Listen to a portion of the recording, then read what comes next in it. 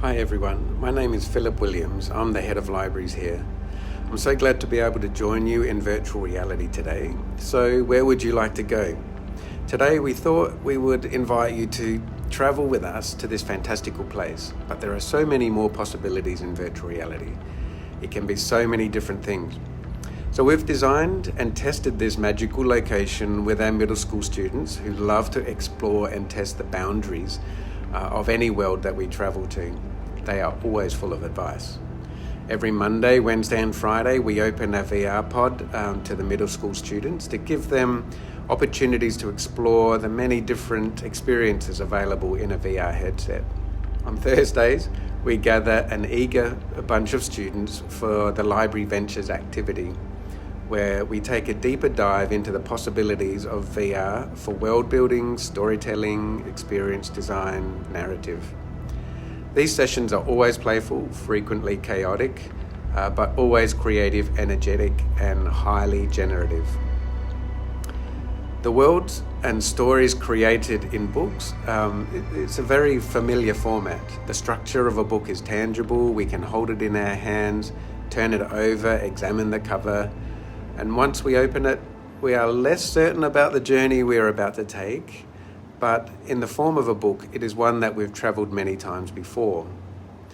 Virtual reality is quite literally another story. For a start, it is a device that we wear directly on our faces and strap to our heads. This can feel very strange for the first time we try it.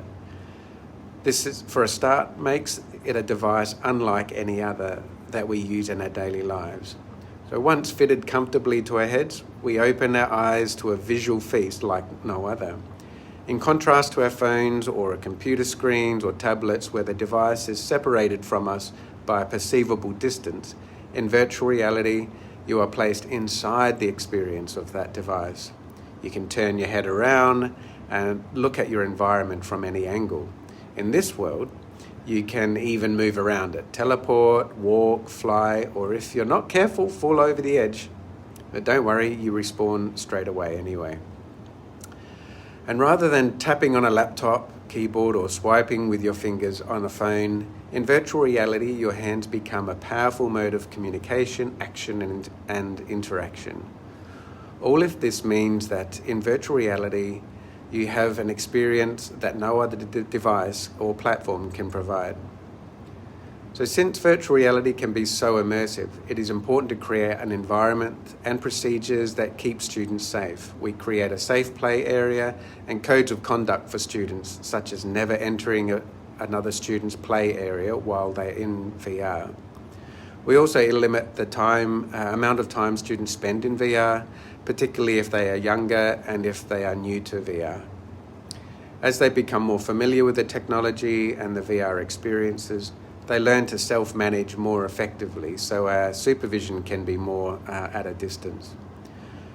For users to have the opportunity to feel the sense of presence, to enjoy the most immersive experience, they first need to feel safe and comfortable as possible. So in the library, VR has a number of purposes. Firstly, the VR pod is an incubator space for students and staff to try VR, to explore what it can offer, to look at the connections to their own practice and experience. From here, the application of virtual reality can take many different forms, but it is still in the library that we provide some of those early experiences. Secondly, it is an opportunity for interested students to become familiar with the different ways that they can use and interact within virtual reality. Because VR is such an unfamiliar experience for many students, it's like wearing a computer on your head.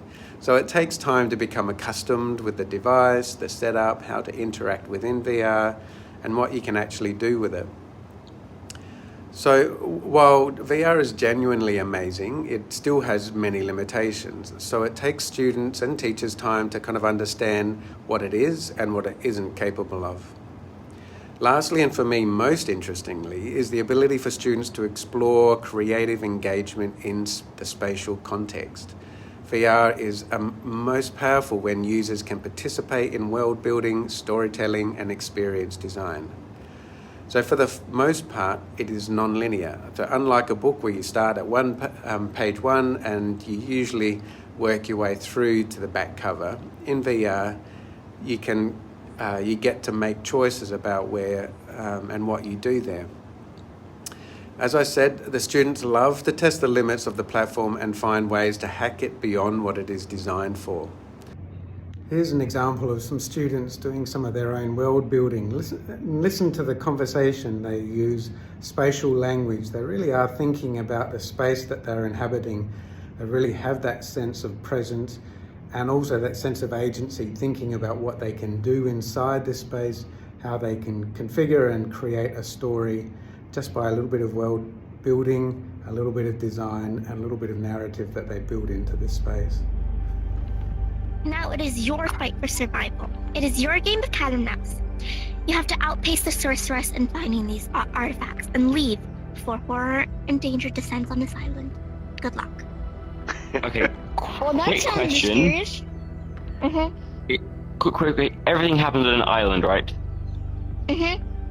How big are you thinking the island needs to be? This big is okay because we don't want it to be impossible. But see, I'm thinking that if it's having massive like world-threatening destruction, this is easy to find artifacts in, I feel. True. Unless we like But we- change. but we- Unless we can add mountains. This, I'm not gonna lie, this kind of relates to this book I read. It's called like the Explorer Academy thing. It's like the main character is like finding 8 pieces of like a puzzle to put together to find out a secret, something that and those 8 pieces, they're all around the world. So I think maybe it wouldn't be impossible if it was around the world. True. But we also have to like think. These people probably haven't gone into VR this much, and if they move around a lot, they will get really dizzy. True. I still think that we need some more interesting terrain if we're going to. True. That is true. Wait, Mr. Phillip? Do you Yeah. think that you could bring us to, like, for example, this clue will bring you to the construction site, or this clue will bring you to the space station, or that kind of thing? Exactly, we could totally do that. So the two main platforms we are using at the moment are Blocksmith for design and also Engage. The experience that you will enter today will be using Engage. And think of it like kind of the Zoom for VR. It's a place to meet up with others, to collaborate and share experiences. So one of the defining features of VR is the sense of presence, the sense that you are inhabiting a whole new reality, a reality that in many cases might not be possible in the physical world. That sense of presence is the term that really best describes those moments when VR is at its best, when it is most compelling, most memorable, and most meaningful.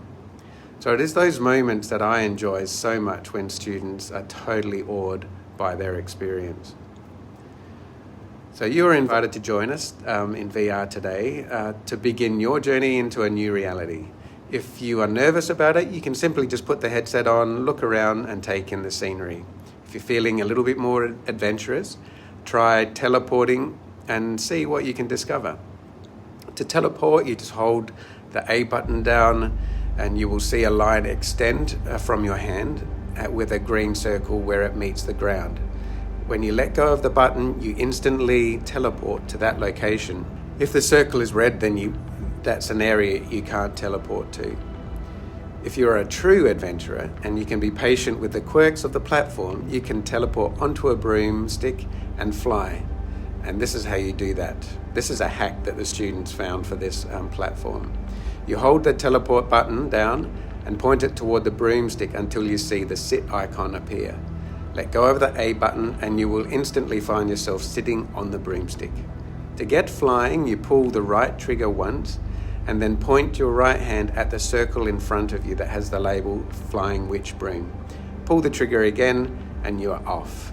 Move your hand wherever you want to fly. The broomstick will not turn around, so you will have to pivot on your physical chair to look and move around in different directions. So I've hidden 4 keywords and phrases from this presentation around the floating islands to see if you can fly about and discover them. So good luck, and I'll see you there.